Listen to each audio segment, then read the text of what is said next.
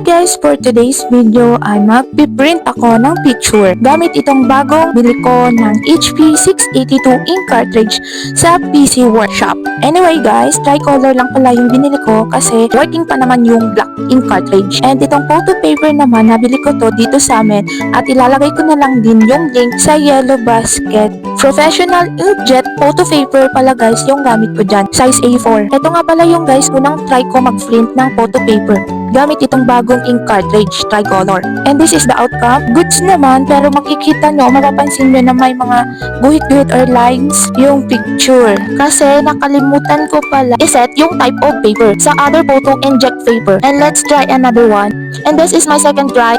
And guys, kung nagdadalawang isip kayong bumili nitong HP 682 ink cartridge, ako na magsasabi sa inyo na original ito based sa customer reviews and feedback ng product na ito. This is the final. Look at the quality. And guys, kung naghahanap kayo ng HP ink cartridge, I highly recommend this.